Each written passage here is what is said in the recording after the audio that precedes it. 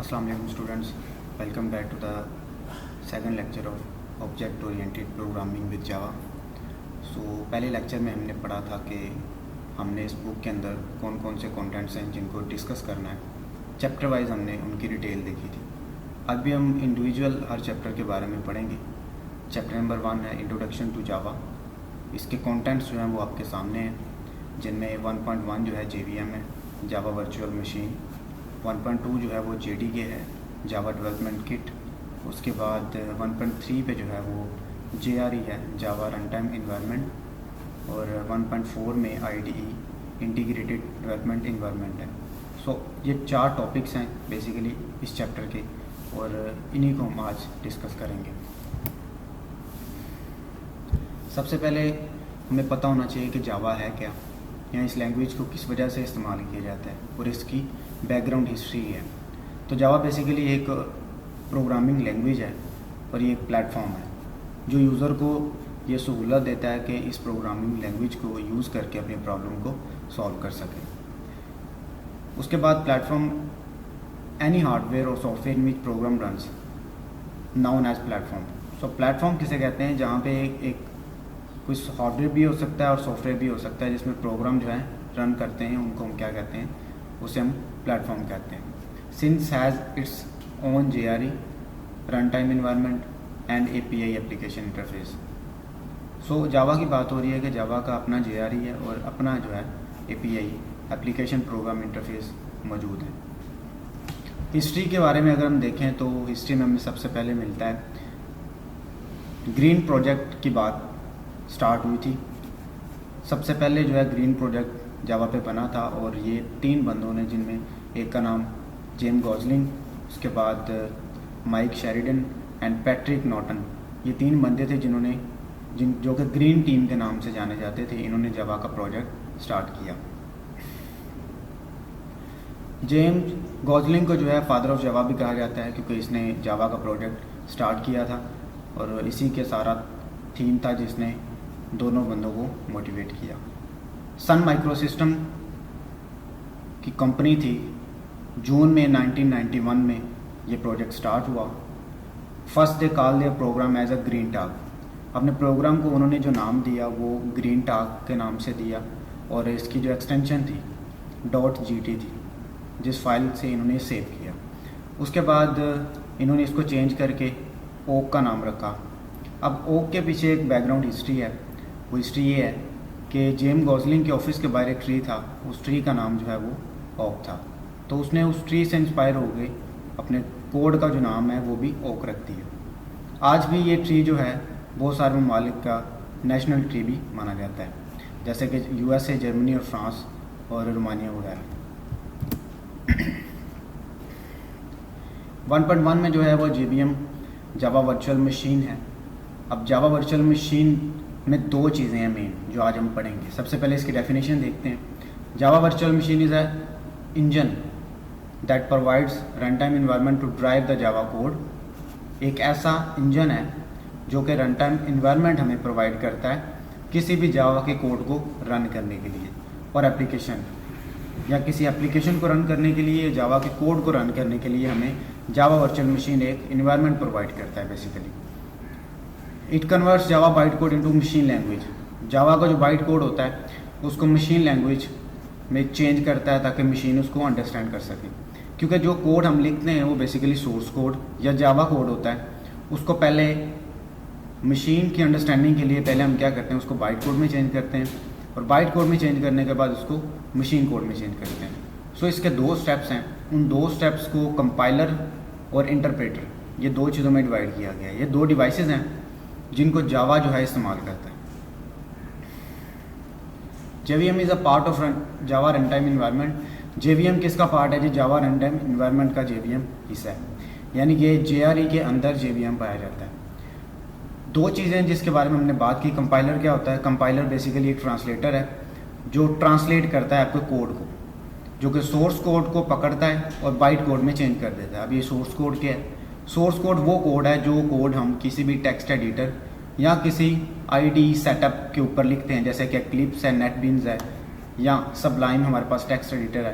तो जो भी कोड हम लिखते हैं उसको बेसिकली सोर्स कोड कहा जाता है, और उसको बाइट कोड में चेंज करने के लिए जो चीज़ या हमारे पास आला इस्तेमाल होता है उसको क्या कहते हैं, कंपाइलर कहते हैं। नंबर 2 पे इंटरप्रेटर है। इंटरप्रेटर क्या करता है जी, बाइट कोड को लेता है जो कि कंपाइलर ने आउटपुट पे फ्राहम किया होता है, उस बाइट कोड को लेके मशीन कोड में चेंज कर देता है। उसके बाद जो है, जैसा कि ग्राफ आपके सामने है, इसमें हमें पता चल रहा है जावा कोड यानी कि ये सोर्स कोड है। इसकी एक्सटेंशन जो होती है यानी जिस फाइल से इसको सेव किया जाता है, जिस नाम से, वो डॉट जावा होती है। यानी कि जावा कोड का नाम कोई भी हो सकता है, फाइल का नाम हम कोई भी रख सकते हैं, जो भी फाइल का नाम होगा वही नाम से हम इसको सेव करेंगे, और उसके बाद डॉट जावा इस एक्सटेंशन इसको सेव किया जाता है। उसके बाद जो है ये सोर्स कोड जावा कंपाइलर को दिया जाता है, कंपाइलर इसको किस में चेंज कर देता है, बाइट कोड में, और कंपाइलर ऑटोमेटिक फाइल जनरेट करता है डॉट क्लास के नाम से। ये कंपाइलर का काम है बेसिकली। और डॉट क्लास के नाम से जब भी फाइल सेव हो जाती है तो इसका मतलब है कि कंपाइलर ने अपना ऑपरेशन कर दिया है। उसके बाद ये बाइट कोड इंटरप्रेटर के थ्रू मशीन लैंग्वेज में जाता है, जो कि बाकी ये step JVM window, JVM Mac या JVM लिनक्स। तो मशीन कोड में जब भी हम चेंज करते हैं तो वो इंटरप्रेटर की मदद से बाइट कोड से मशीन कोड में आता है। जावा is first machine independent programming language. Independent क्यों है? क्योंकि जावा कंपाइलर और इंटरप्रेटर दोनों यूज़ करता है। बहुत सारी लैंग्वेजेस में कंपाइलर और इंटरप्रेटर का यूज़ एक साथ नहीं होता, लेकिन जावा ऐसी लैंग्वेज है जिसमें कंपाइलर और इंटरप्रेटर दोनों को एक साथ यूज़ किया जा सकता है। It uses both compiler and interpreter. Java compilers are designed in such a way that converts source code into platform independent form, for example bytecodes। So bytecode में इसको चेंज कर देता है। उसके बाद जो है अगर हम देखें टॉपिक नंबर 1.2 जो है JDK जावा डेवलपमेंट किट, इसमें हम देखते हैं इसकी डेफिनेशन में the Java development kit is a software development environment use for developing Java application and applets. So ये ऐसा सेटअप है, ये हमारे पास एक किट है जिसके अंदर डिफरेंट टूल्स, डिफरेंट लाइब्रेरी है, जिनको यूज़ करके हम क्या करेंगे, सॉफ्टवेयर डेवलपमेंट का काम करेंगे। सो जो भी हम सॉफ्टवेयर डेवलप करेंगे वो JDK की हेल्प से होगा। इसके बाद it includes the Java run time environment. इसके अंदर JRE भी मौजूद होता है, JDK के अंदर हमारे पास JRE मौजूद होता है। And interpreter loader Java, a compiler, an archiver, a documentation generator and other tools needed in Java development. So Java development के अंदर जो टूल्स होंगे, डॉक्यूमेंटेशन जनरेटर होगा, कंपाइलर और इंटरप्रेटर, तो ये सारा किस में होगा, JDK के अंदर। क्योंकि हमने देखा है कि ये कंपाइलर और इंटरप्रेटर इसके अंदर क्यों होगा, क्योंकि JDK के अंदर अगर आप इसको देखें तो JDK के अंदर हमारे पास JRE है और JRE के अंदर जो है JVM है। तो हमने JVM में 2 चीज़ें पढ़ी हैं 1.1 टॉपिक में कि JVM के अंदर कंपाइलर और इंटरप्रेटर मौजूद होता है। इसका मतलब है JDK के अंदर JRE है और JRE में 2 चीज़ें हैं, एक JVM set of libraries files, और उसके साथ हमारे पास ये जावा डेवलपमेंट टूल जो है ये JDK का पार्ट है, लेकिन JRE में ये 2 चीज़ें हैं, JVM लाइब्रेरीज और फाइल्स। ठीक है जी। तो कैलकुलेशन के लिहाज से अगर हम देखें तो JDK किसका सम होगा जी, JRE यानी कि इसका, और उसके बाद डेवलपमेंट टूल्स इस साइड का। डेवलपमेंट टूल्स कौन से हैं इसको हम आगे जाकर डिस्कस करेंगे, क्योंकि डेवलपमेंट टूल्स की ही मदद से हम क्या करेंगे, किसी भी कोड को लिखेंगे उन टूल्स के इस्तेमाल से ही। उसके बाद JRE किसका सम है जी, JVM का, यानी JVM सेट ऑफ लाइब्रेरीज और फाइल्स। सो ये कैलकुलेशन के लिहाज से भी हमने देखा कि जावा के अंदर JDK जो है वो मेन चीज़ है, JDK के अंदर JRE है और JRE के अंदर JVM है। उसके बाद 1.3 टॉपिक JRE, जिसके हमने बार बार बात की। JRE होता क्या है? JRE basically Java run time environment है। ये आपको ये भी रन टाइम इन्वायरमेंट देता है। डेफिनेशन देखते हैं। The Java run time environment is a set of software tools for development of Java application. So Java application की डेवलपमेंट के लिए जो टूल्स हम इस्तेमाल करते हैं उसको हम क्या कहते हैं जी, JRE कहते हैं। लेकिन टूल्स की बात हमने पहले भी की है। सो JRE में और JDK में फिर फ़र्क क्या होगा? JRE के अंदर जो है JVM सेट ऑफ लाइब्रेरीज और फाइल्स होती हैं, लेकिन JDK के अंदर JRE प्लस डेवलपमेंट टूल्स भी होते हैं। तो ये इन चीज़ों को हमें इधर ही क्लियर करना होगा कि JRE और JDK में फ़र्क है, यानी कि JDK JRE का पेरेंट है लेकिन JRE JDK का पेरेंट नहीं है। द जावा, इसको अगर हम देखें तो ये लिखा हुआ है the Java run time environment is a set of software tools for development of Java applications. JRE is a part of Java development kit but can be downloaded separately. So JRE को हम separate भी download कर सकते हैं और JDK के साथ भी डाउनलोड कर सकते हैं। डाउनलोडिंग में हमारे पास दो ऑप्शंस हैं। इसका मतलब है JDK को जब हम डाउनलोड करते हैं तो उसके अंदर JVM और JRE दोनों चीज़ों को डाउनलोड कर सकते हैं, लेकिन अगर हम सेपरेट चाहें JRE तो JRE को हम JDK से सेपरेट भी डाउनलोड कर सकते हैं। जावा का जो सबसे अपडेटेड वर्जन है वो जावा 14 है। मार्च 2020 में ये रिलीज़ हुआ था, लेकिन जावा का जो लॉन्ग टर्म सपोर्ट वर्जन रहा है अब तक वो जावा 11 है। बहुत ज़्यादा इसको इस्तेमाल किया गया और बहुत ज़्यादा सपोर्ट मिली है इसको। ये कब रिलीज़ हुआ? ये 25 सितंबर 2018 को ये रिलीज़ हुआ था। अब जावा लाइब्रेरी की हमने बात की है, तो जावा लाइब्रेरीज़ में कौन कौन सी चीज़ें होती हैं या क्या हमें फ़ायदा देती है जावा के कोड लिखने में। नंबर 1 पे है same reusable functions commonly found in modern operating system. अब बाज़ औक़ात ये होता है कि कोड के अंदर हम एक ही फंक्शन को बार बार इस्तेमाल करते हैं, तो जावा लाइब्रेरी हमें इंस्ट्रक्शन देता है कि क्या आप ये फंक्शन यूज़ करना चाह रहे हैं जो कि लाइब्रेरी में मौजूद है। क्योंकि लाइब्रेरी के अंदर, जैसे लाइब्रेरी का मकसद ये होता है कि कोई ना कोई चीज़ उधर स्टोर है। जैसे बुक्स की लाइब्रेरी होती है, जावा की भी अपनी लाइब्रेरी है जिसने मुख्तलिफ टूल्स स्टोर किए हुए हैं। सो लाइब्रेरीज़ हमें क्या करेगी, इंस्ट्रक्शन देगी कि क्या आप ये चीज़ या ये कोड का हिस्सा यूज़ करना चाह रहे हैं। अगर आप ये वर्ड लिखना चाह रहे हैं तो वो आपको शो कर देगा। उसके बाद नंबर 2 पे एग्जांपल दी हुई है इंटीजर की एक लाइब्रेरी है।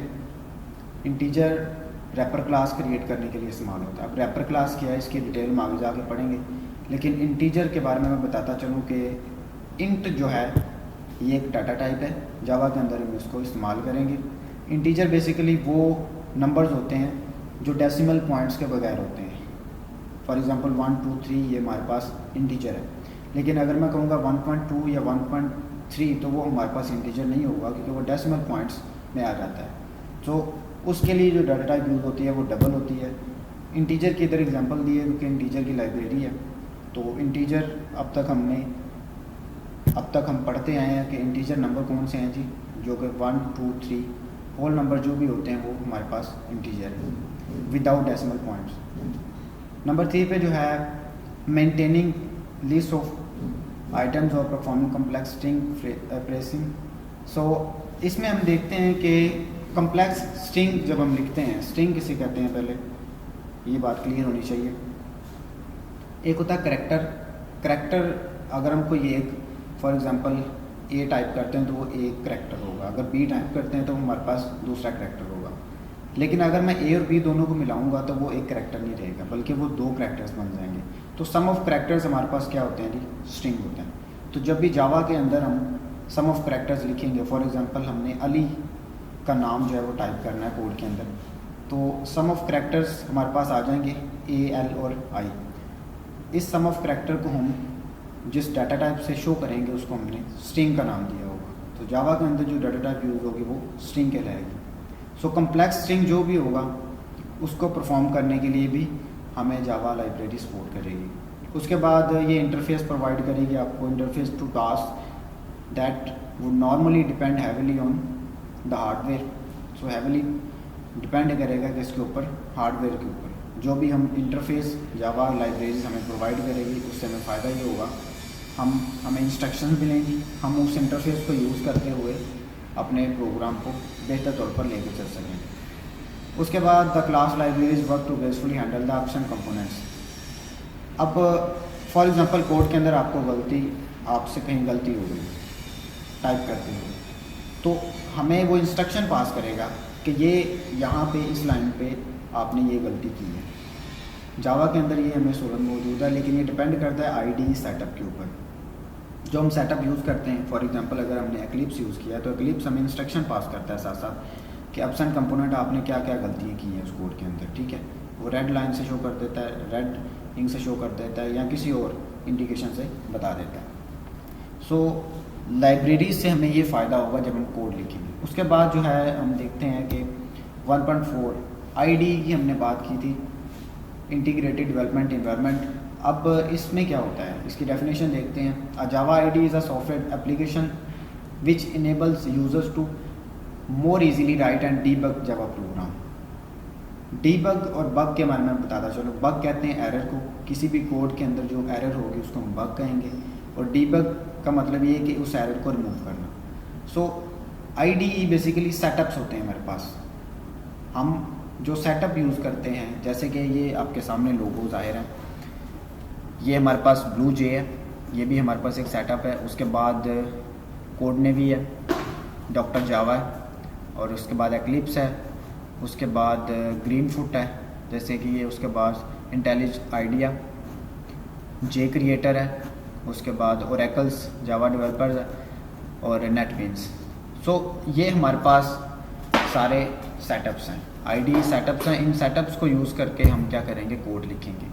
इन्हीं सेटअप्स की मदद से हमें इंस्ट्रक्शन मिलेगी, और डेफिनेशन में हमने देखा कि ये हमें डीबग करने की भी सहूलत मुहैया करेगा कि ये आप कोड जो लिख रहे हैं उसके अंदर ये एरर है, इसको आप इस तरीके से रिमूव कर सकते हैं। सो उसके अलावा भी बहुत सारे टेक्स्ट एडिटर हैं। टेक्स्ट एडिटर कौन से होते हैं, जहाँ पे हम टेक्स्ट लिखते हैं।